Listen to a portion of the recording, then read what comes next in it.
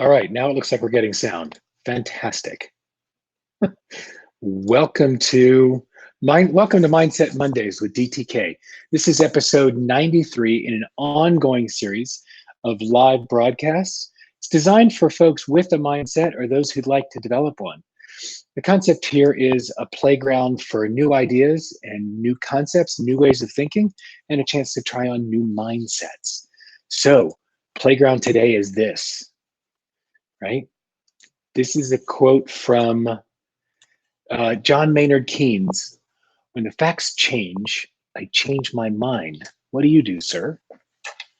It's interesting. I had a lot of fun with this one because it turns out, like so many of the quotes that are out there, actually, this is a one where I couldn't actually get confirmation of the credit on this one.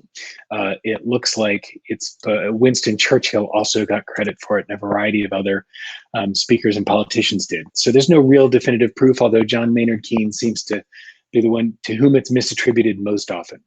So again, when the facts change, I change my mind. What do you do, sir? So I think what's clear is that closed-mindedness is not a new phenomenon, right? There's an old saying that the mind is like an umbrella. It works best when open. And facts change, and circumstances evolve, environments shift. And with the speed of change that's now occurring, Google did a study and published an article about 5 years ago now, that the rate of change that we're experiencing, not just in technology, but across our culture at a global level, the rate of change that's happening has exceeded the speed with which we can accommodate change, which means stuff's changing faster than our brains can handle the change, right? And we can no longer in that kind of environment, right, afford a closed mind, one that ignores change in favor of existing knowledge. In theory, most of the time in practice, a closed mind is one that's left behind, right? So the overarching question is when circumstances change, when facts change, what do you do? An article came across by email this morning, and it was something from the oatmeal, and it referenced a podcast called "You Are Not So Smart." Cute, a celebration of self-delusion. The podcast again is "You Are Not So Smart." Episode 93, synchronistically enough, talks about an idea called the backfire effect. Here's what they said. It was really interesting. For instance, if you learn that the Great Wall isn't the only man-made object visible from space, and in fact, it's actually very difficult to see from space, right? Compared to other landmarks, you update your model of reality without much fuss. Some misconceptions we give up readily, replacing them with better information when we're alerted to our ignorance. For other constructs, however, and these are things like your most cherished beliefs, things, for instance, about climate change or vaccines or Republicans or Democrats, instead of challenging your mind in the face of evidence or compelling arguments, you resist. Not only do we fight belief change for some things and not others, but if you successfully deflect such attacks, your challenged beliefs then grow stronger. So that's what researchers are calling the backfire effect.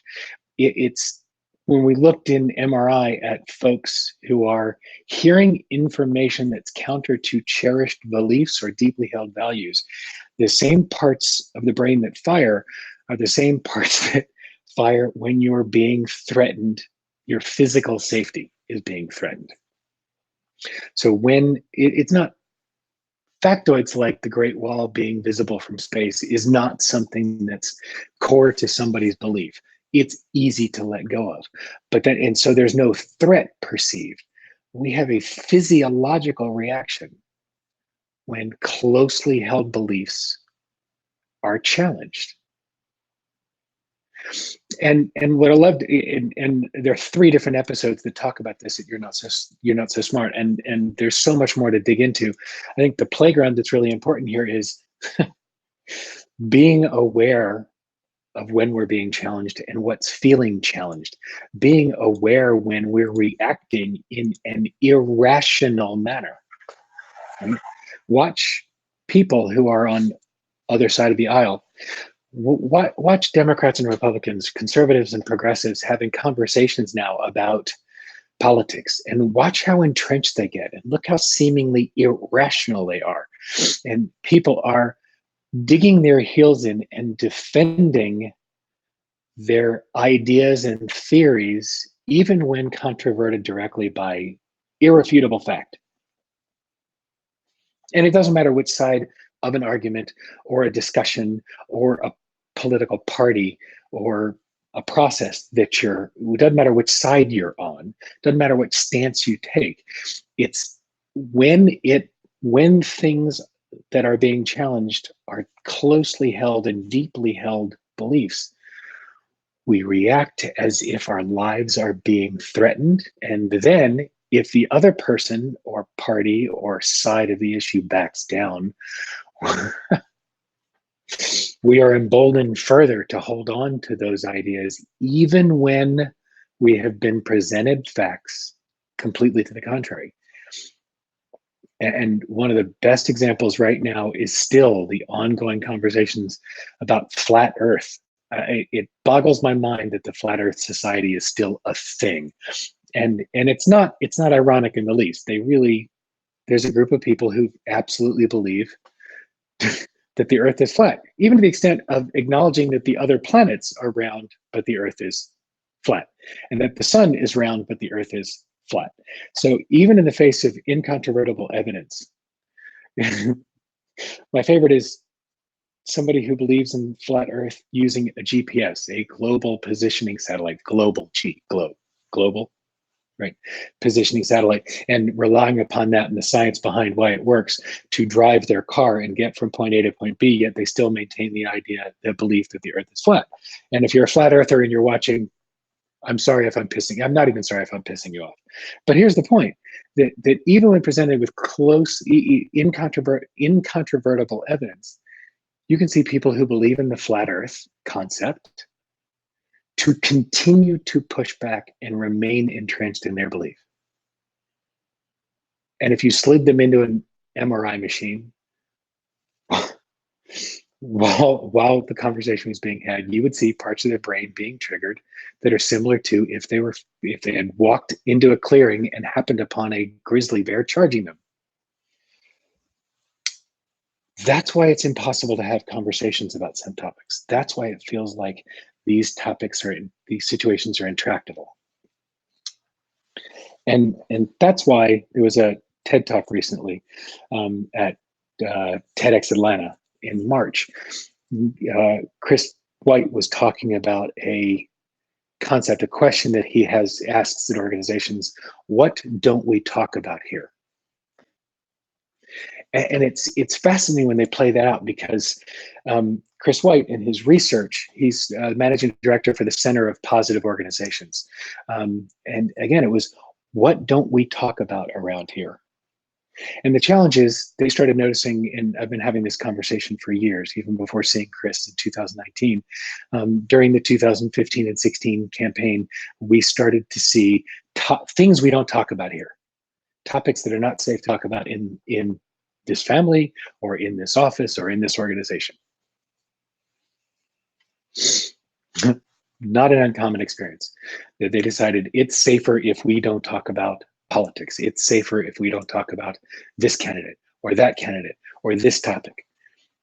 And here's what happens.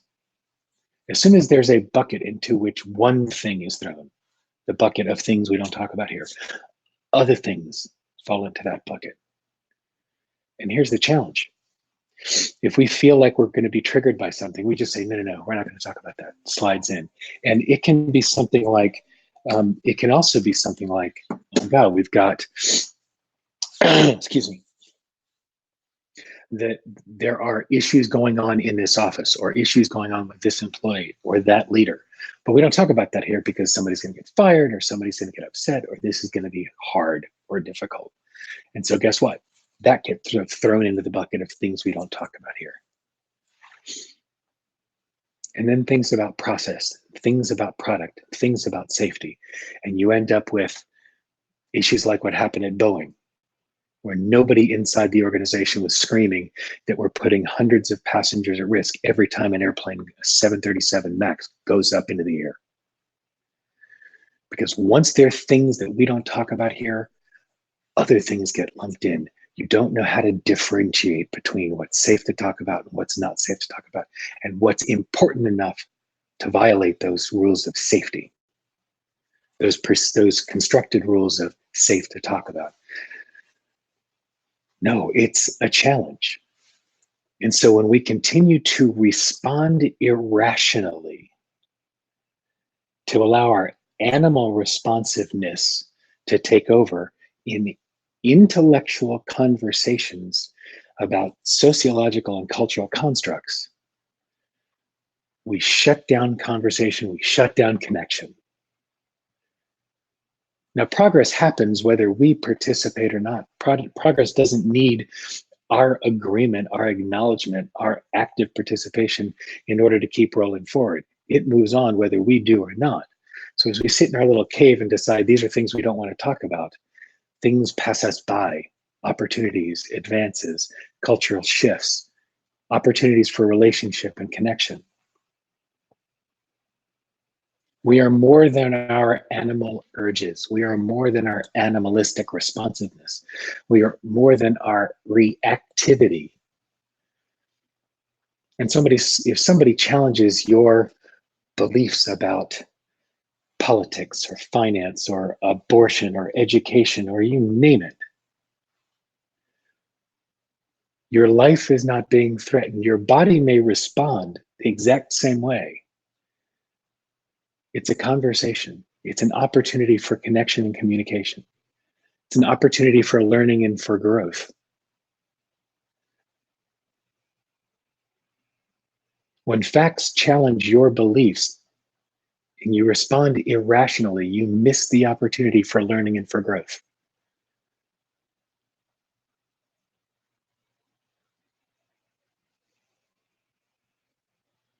There will be people who are the last ones to leave, the shore as the water begins to rise.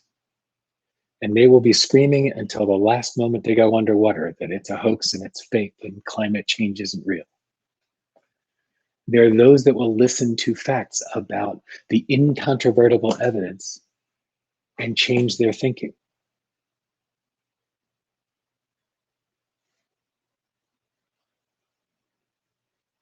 The question is, will you give in to your animal reactivity, or will you respond intelligently to what goes on around you, no matter the issue?